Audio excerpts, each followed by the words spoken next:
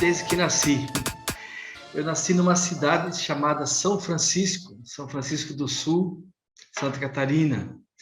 Aos 19 anos, fiquei frade, professei na Ordem de São Francisco. E há 6 anos, quase, o Papa Francisco me mandou para as margens do Rio São Francisco. Então, São Francisco me acompanha na minha caminhada, me inspira também, e é uma alegria muito grande estar com tantos irmãos de tantos lugares do Brasil. Eu vejo aqui que tem gente de Goiás, de São Paulo, Rio Grande do Sul, Nordeste. Nós temos pouco tempo, né? São em torno de 20 minutos. Então, fazer uma rápida explanação, assim. Primeiro, um princípio fundamental da comunicação é o encontro. A comunicação acontece quando as duas partes, as várias partes envolvidas, se colocam na abertura ao outro. E é interessante porque tudo em Francisco a gente entende, compreende a partir de um encontro. Encontro com Cristo, Filho de Deus, onipotente, que pode tudo, mas que entra na história para salvá-la, se manifesta na história, pobre, humilde, crucificado. É a partir desse encontro que a gente entende um Francisco enamorado, encantado, ou admirado. Admirar quer dizer mirar de perto. Até então, até os 23 anos, Francisco mirava esse mistério, celebrava, mas um certo dia, ou num período, melhor dizendo, ele foi fazendo esse encontro com Cristo, no mistério da encarnação, da humildade da encarnação, da humildade de Belém, de Nazaré, das estradas da Galileia, do mistério da cruz e do mistério da Eucaristia. Então, enamorado, encantado. Por isso, Francisco sente uma necessidade irreprimível de comunicar esse encontro, de partilhar esse encontro. E nós lembramos, todos nós sabemos, é claro, né, que Francisco é um homem do século XIII, 800 anos atrás. E naquele momento, naquele contexto histórico, havia uma falha tremenda na comunicação entre a igreja e a sociedade, sobretudo os mais pobres. Havia o que nós podemos chamar de um vazio na evangelização. Não havia comunicação. Desde a questão da língua, né? O povo já começava a falar as diversas línguas que nasceram a partir do latim. Eram chamadas línguas vulgares. É o nome vulgar. Enquanto que na igreja se celebrava, se pregava, se dirigia ao povo em latim. Então, já começava aí um problema de comunicação. E algo também mais profundo, porque os monges, nos seus restritos espaços dos mosteiros, fora das cidades, longe das populações, ainda com uma certa saudade do feudalismo, que esse modelo, né, era... Depois, do outro lado, o clero secular, os padres que hoje nós chamamos diocesanos, né, não preparados. Então, havia um vazio tremendo de evangelização. Então, Francisco se situa num contexto de grande retorno ao evangelho. Alguns historiadores, como Raul Manzelli, dizem, olha, na história do cristianismo, poucas vezes houve um retorno ao evangelho com tanto entusiasmo, com tanta paixão, como no tempo de Francisco de Assis. Ele participa de um movimento de retorno ao evangelho, a partir dessa redescoberta, digamos assim, do mistério do Cristo onipotente, que se faz pequeno, frágil, pobre e humilde. Então, nesse desejo de comunicar essa boa notícia, de ser portador de uma proposta de penitência e paz, as duas palavras estavam como que no centro da pregação de Francisco, penitência e paz. E é interessante porque paz no contexto de guerra em todos os âmbitos, guerra em Assis, guerra na região, guerra continental, entre papado e império, e guerra mundial, cruzadas. Francisco sente uma necessidade de anunciar a paz nesse contexto, né? Comunicar a paz.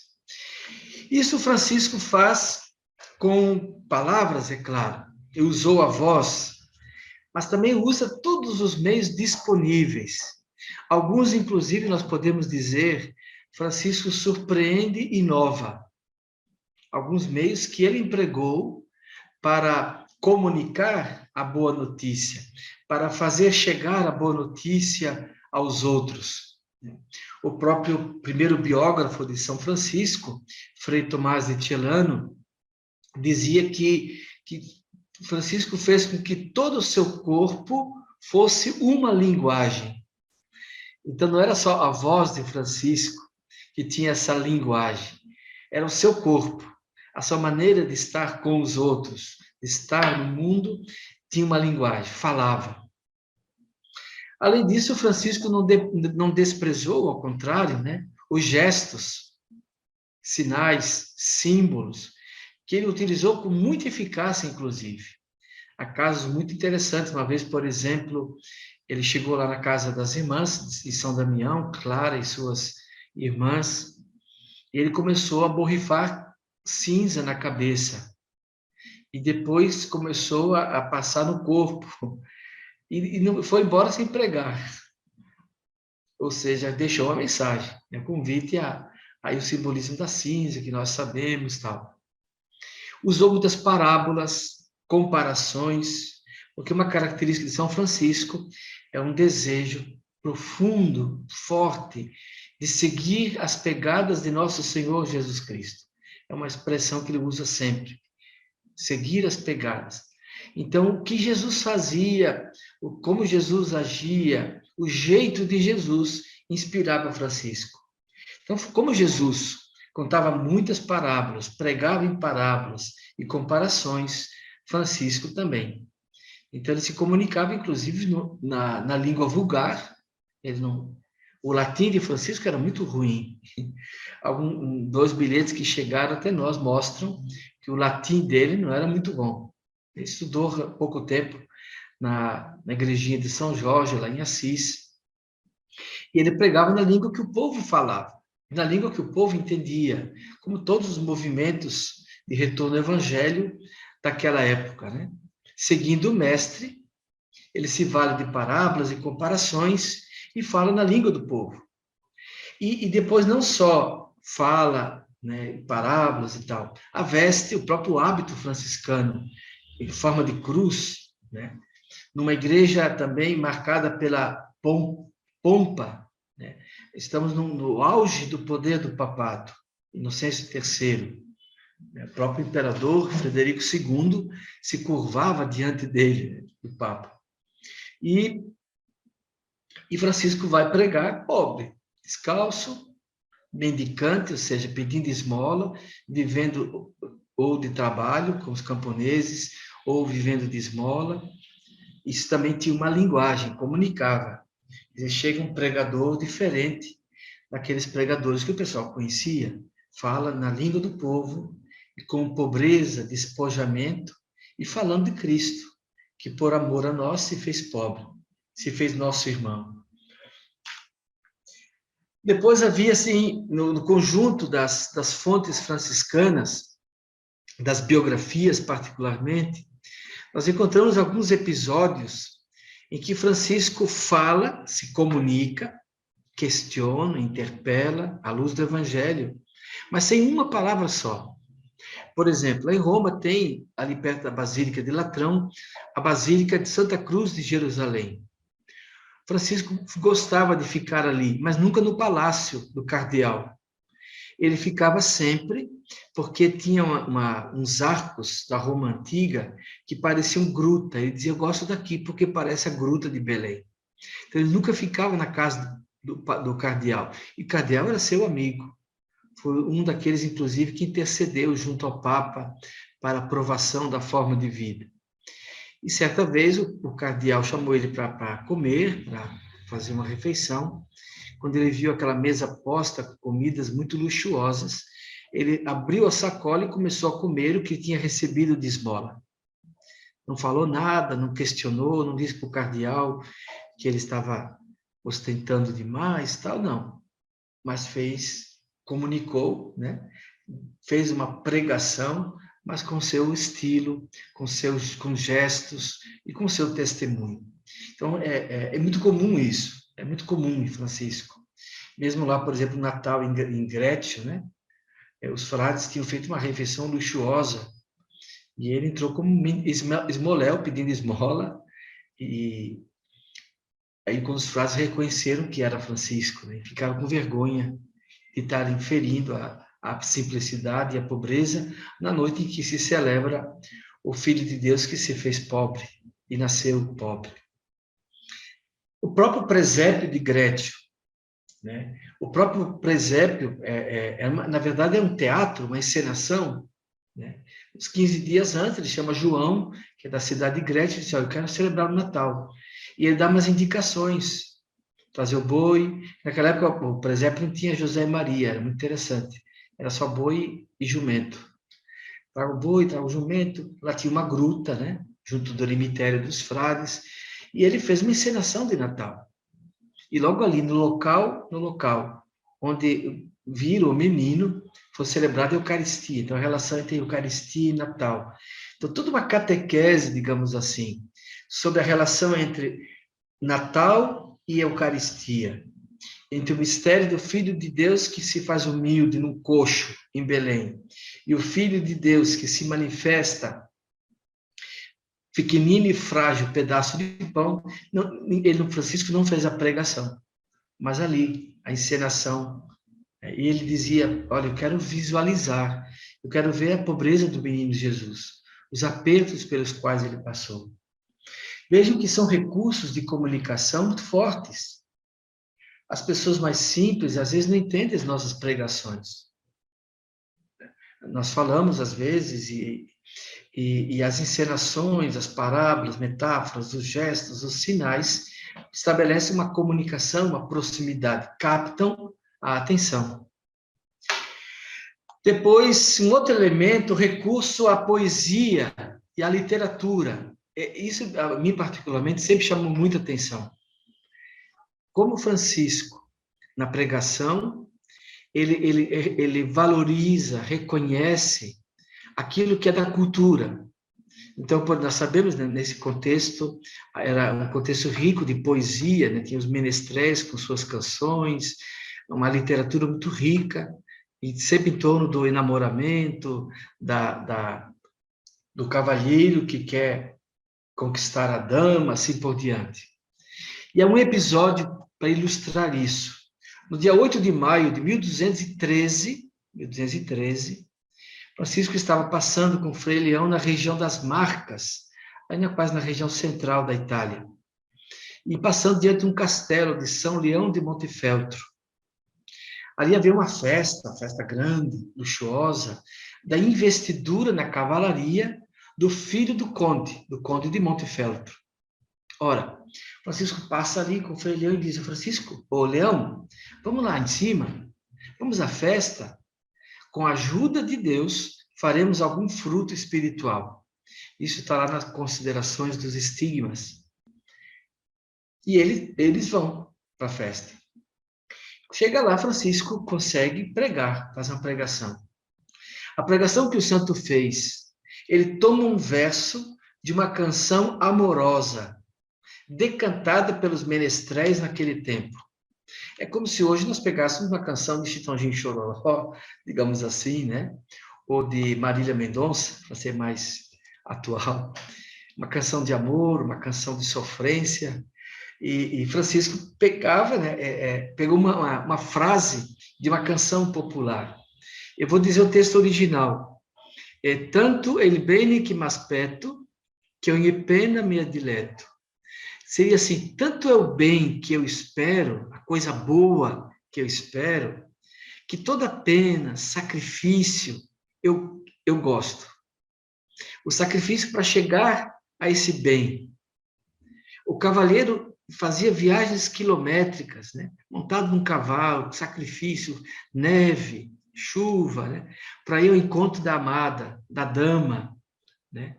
Então, a pena, o sacrifício para encontrar a amada valia a pena. Ele acabava gostando do sacrifício, porque era o caminho para chegar à amada, o bem que ele espera.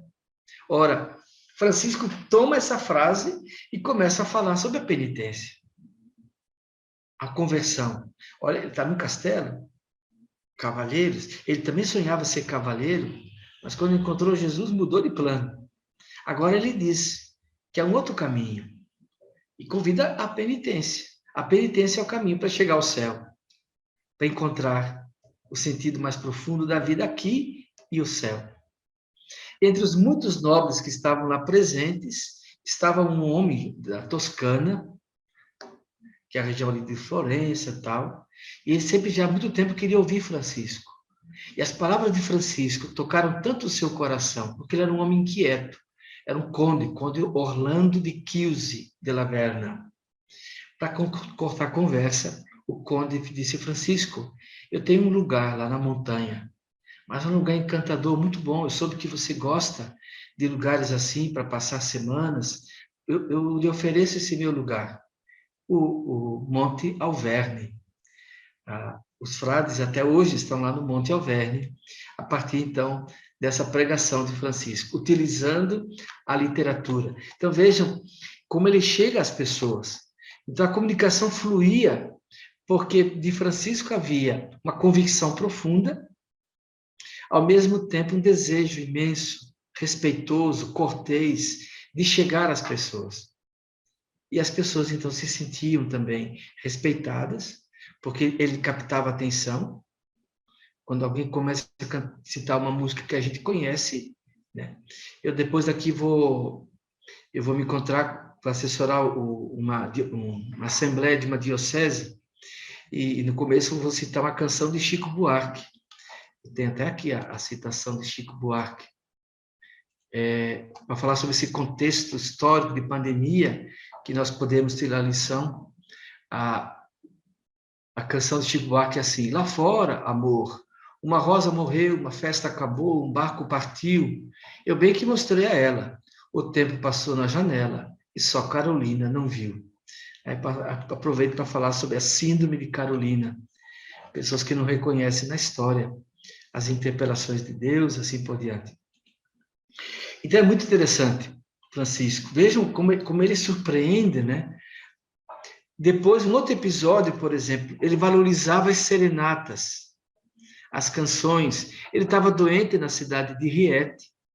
Ele chega para um Frei Silvestre e diz: Frei Silvestre, vai lá, por favor, na cidade e peça uma cítara. A cítara é como o violão para nós hoje, né? Peça lá uma cítara para a gente fazer uma serenata. Eu estou sentindo tantas dores. Francisco estava cego, com dores no corpo, estava em Rieti para se tratar de doença. E eu quero aliviar as minhas dores.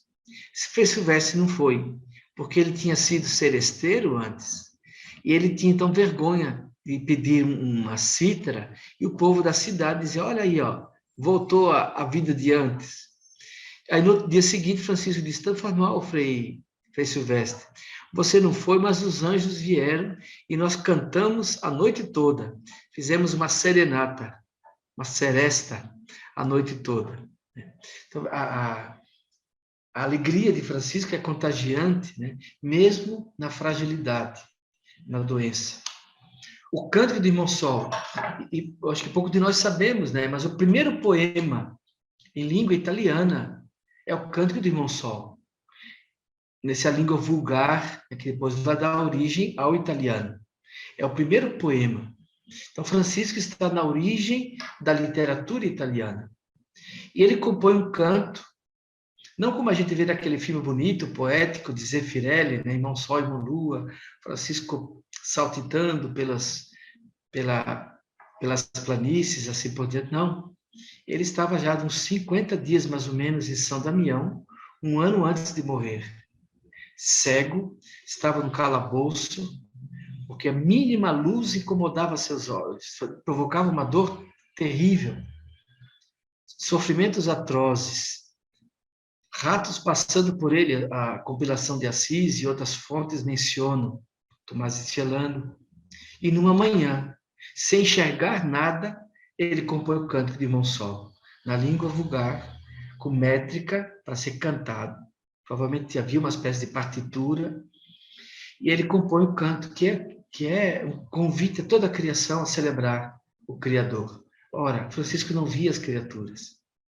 Então, vejam, depois, por causa do tempo, vou ser um pouquinho mais rápido. Uma outra característica da comunicação. Em 1220, lembremos que ele morre em 26. Ele volta do Oriente. Tinha ido lá para Marrocos e tal. Já volta doente. Esses últimos 5 anos de Francisco são marcados por doença. Ele já não tem mais aquela disposição, aquela força de andar de cidade em cidade, como fazia em Pó de Bustone. Ele chegava contente, dizia, bom giorno, boa gente, bom dia, gente boa. Era um comunicador de primeira. E não podia. O que Francisco faz? Ele começa a escrever. Hoje nós temos as fontes franciscanas. A primeira parte, que são os escritos de Francisco. Cartas fiéis das 2 versões, carta ao clero, carta aos clérigos, carta a toda a ordem por ocasião de um capítulo, carta... E aí? É muito interessante. Ele começava a escrever as cartas, como que pensando assim, eu não posso ir aos lugares. Eu já não tenho forças, disposições físicas para ir em missão, mas eu quero escrever carta. Então, ele escrevia as cartas, expondo suas convicções, propondo, sobretudo, né, a reverência à Eucaristia, fazer da Eucaristia um projeto de vida. E ele pede no final das cartas, por exemplo, na primeira carta aos clérigos, ele diz, os que mandarem fazer cópia desse escrito, para que deva ser melhor observado, saibam que serão abençoados pelo Senhor. Ele pede para fazerem cópias. Na época, era a expressão que se usa era um saco de dinheiro para fazer uma cópia, para escrever uma carta. A Francisco pede, façam cópias. E quem fizer cópia, para fazer chegar mais gente, essa carta será abençoado pelo Senhor. Por isso que nós temos hoje várias versões dessas cartas. E você vê, por exemplo, um santo intelectual, fundador de uma ordem dos pregadores São Domingos, que é contemporâneo. Os dominicanos não têm um bilhete de São Domingos. Francisco, que era iletrado, inculto, deixou para nós uma coleção de textos escritos, né, autênticos, as fontes franciscanas. Todos passam pelo crivo da ciência que estuda a questão da autenticidade de textos e assim por diante. Depois, para terminar, a revolução na arte. Não é diretamente Francisco, né?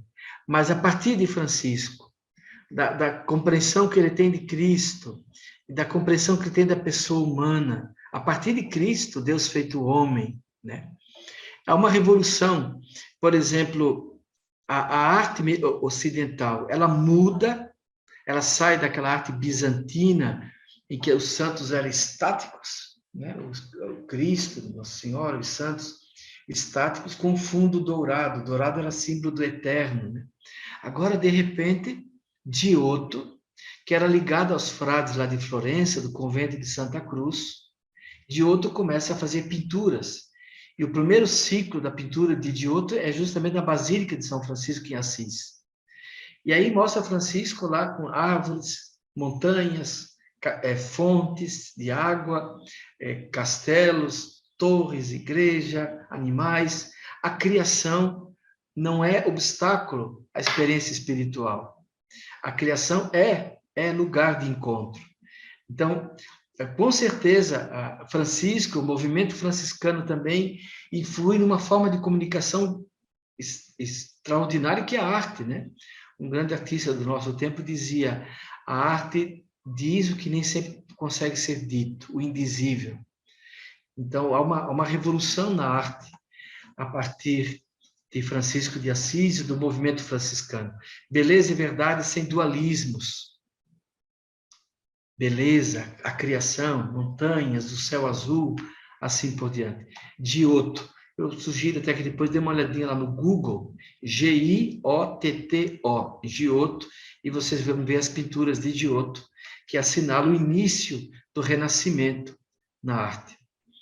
Para terminar, depois de Francisco, esse estilo de presença, proximidade, simplicidade, itinerâncias, ir ao encontro, né, vai marcar. Então, no período dos séculos 14, 15, 16, sobretudo 14, 15, 13, 14, 15, nós temos na ordem franciscana, no movimento franciscano, um grande movimento chamado da observância, que é marcado justamente por uma itinerância e por uma grande capacidade de comunicação com o povo. Eu tenho aqui um livro, inclusive, uma tese de uma Maria Giuseppina Mussarelli. Ela fala sobre os frades que eram pregadores populares nesse tempo, com uma forma de comunicação. Basta ver que São Bernardino de Sena, que é um frade desse período, está aqui na capa, inclusive, desse livro, ele é padroeiro dos publicitários. Usava uma espécie de logomarca para o nome de Jesus e criava toda uma... Então, assim, acho que nós herdamos, como família franciscana, uma tarefa, né? Primeiro, desse enamoramento por Cristo, que é a condição. Depois, uma grande cortesia e respeito pelo outro. Acho que são as duas condições para que haja uma comunicação cristã, a partir do Evangelho. O encontro com o Senhor, o enamoramento e o respeito por toda a pessoa humana. Um desejo de comunicar, de se encontrar, de dar-se, né? E depois os meios todos. Acho que hoje a gente usa o próprio encontro nosso, fala sobre o pedido de Jesus, pregar sobre os telhados, né? Utilizando todos os meios possíveis para fazer chegar a boa notícia, ou reavivar a boa notícia no coração das pessoas. Eu peço desculpas pela pressa, por causa desse outro compromisso, mas agradeço muito.